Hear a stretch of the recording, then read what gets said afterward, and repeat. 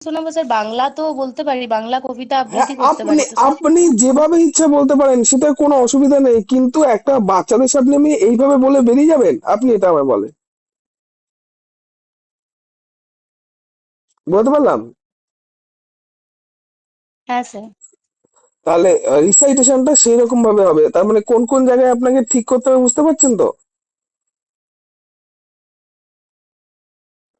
হ্যাঁ স্যার, বুঝতে পারছি স্যার।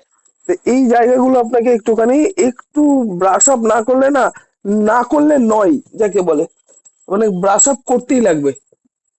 এরকম না যে এই পজিশনটা আপনি ছেড়ে দিয়ে চলে যেতে পারবেন, বা এটা না করলেও কিছু এসে যায় না, বা যদি মনে করে থাকেন যে আপনার চাকরি না হলেও কিছু এসে যায় না, তাহলে সেটা আলাদা ব্যাপার। কিন্তু বিষয়টা যখন আপনি প্রস্তুতি নিচ্ছেন সেইভাবে, আমার মনে হয় যে ব্যাপারটা এই জায়গাগুলো একটু দেখার দরকার আছে। আপনি এই না স্যার, জায়গাগুলোই চাকরিটা দেখেন না। দরকার স্যার, চাকরিটা দরকার বলে স্যার। হ্যাঁ, হ্যাঁ, আপনি এই জায়গাগুলো একটু দেখেন না, তাহলে তো মনে হয় আরেকটু উপকার হয়।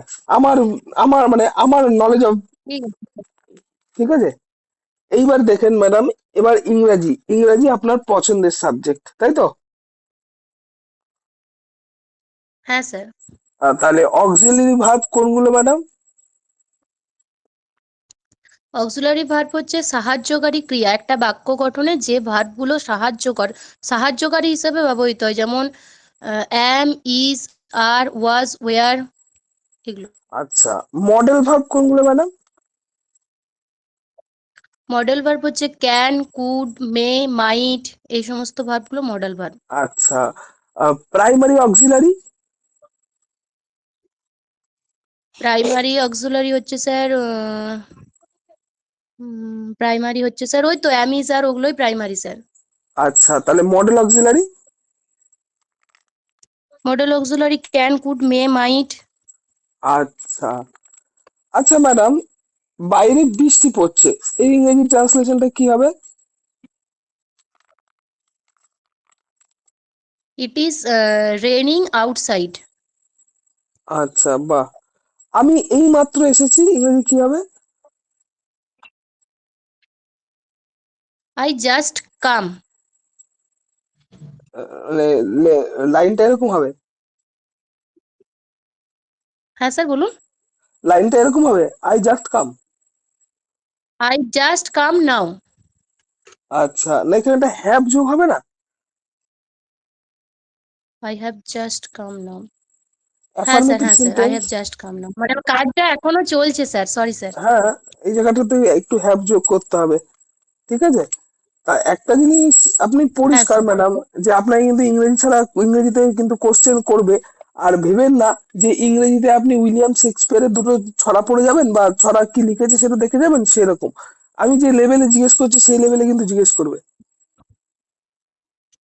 হ্যাঁ স্যার। তাহলে যদি আপনাকে জিজ্ঞেস করা হয়, প্রকাশ কি চোরটিকে দেখেছে, ইংরেজিতে কি হবে? কি স্যার, প্রকাশ কি প্রকাশ কি চোরটিকে দেখেছে, ইংরেজিতে কি চোরটিকে হবে? দেখেছে? হ্যাঁ। প্রকাশ চোরটিকে দেখেছে। ডাস প্রকাশ সি দা থিপ? দাস কি হবে না ডিড হবে? চোরটিকে দেখেছে। ডাস আর ডিড এর মধ্যে পার্থক্যটা একটু বলেন। ডাস না ডাস ডিড তো হবে? স্যার প্রেজেন্ট টেন্সের ক্ষেত্রে ব্যবহার হয়, প্রেজেন্ট টেন্সের ক্ষেত্রে। কিন্তু আর প্রকাশ কাজটা কি যখন হয়ে চোরটিকে গেছে দেখে? বোঝায় তখন ডিড ব্যবহার হয়। আচ্ছা, মানে হ্যাঁ দেখেছে। স্যার, এটা আই, ডিড হবে।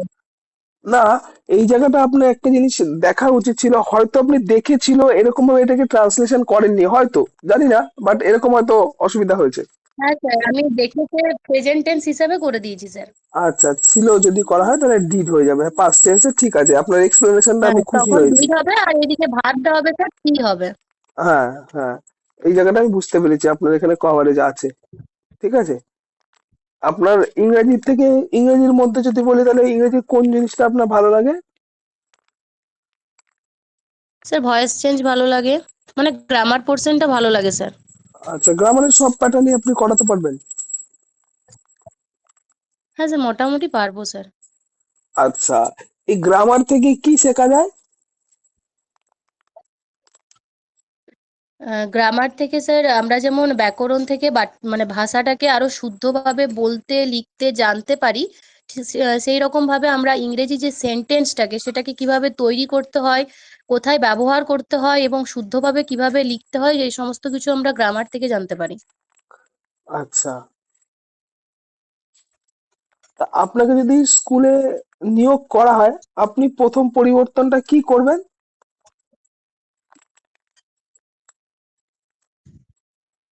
স্যার বর্তমানে যে পরিস্থিতি স্কুলে চলছে, আশা করি সব নিয়মই সেখানে প্রযোজ্য আছে এবং যা হচ্ছে স্টুডেন্টদের ভালোর জন্যই হচ্ছে। তবুও আমি আমার মতো করে তাদেরকে শেখাবার চেষ্টা করব, আমার যতটুকু জ্ঞান আমি তাদের মধ্যে ছড়িয়ে দেবার চেষ্টা করব। না ম্যাডাম, আমি বলেছিলাম প্রথম পরিবর্তনটা কি করবেন, এত বড় সেন্টেন্স শুনতে চাইনি। প্রথম পরিবর্তনটা স্যার কোন দিক দিয়ে হুম, বলছেন, আমি ঠিক বুঝতে পারছি না, মানে আপনি পরিবর্তনটা। আপনি ধরেন আজকে স্কুল টিচার হলেন, ঠিক আছে? হ্যাঁ স্যার। স্কুলে স্কুল টিচার হলেন, তা আপনার মনে হয় যে কোন পরিবর্তনটা আগে করা উচিত?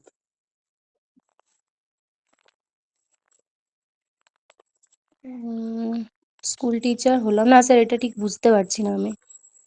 আচ্ছা, আপনি যদি স্কুলের প্রধান শিক্ষক হন, তাহলে তাহলে আপনি কি, আপনার কাছ থেকে কি এক্সপেক্ট করতে পারি, এটা জানতে চাইছি। যদি স্কুলের প্রধান শিক্ষক হন। স্কুলের প্রধান শিক্ষক হলে আমার প্রথম কাজ হবে স্যার, স্কুলটা আমার যতটা উন্নত আছে তার থেকে আরো বেশি উন্নততর দিকে নিয়ে যাওয়া, এবং আমার স্কুলে ছাত্র সংখ্যা যা আছে তার থেকে আরো বেশি ছাত্র সংখ্যা বাড়ানো, এবং স্কুলের মান আরো উন্নত করা, সেটা পড়াশোনার দিক দিয়ে, পড়াশোনার ক্ষেত্রে বা খেলাধুলার ক্ষেত্রে আচ্ছা, মানসম্মত যাতে শিশুরা শিক্ষা পায় সেই ব্যবস্থা করা। আচ্ছা, আচ্ছা madam, I see her every winter, এটার প্যাসিভে কি হবে madam? I see her every winter, she is seen every winter by me. Every winter by me, বা বাই মি এভরি উইন্টার, এটা তো ভালো শোনাবে মনে হয়। হ্যাঁ স্যার, এটা আমরা আরো কিছু করতে পারি স্যার।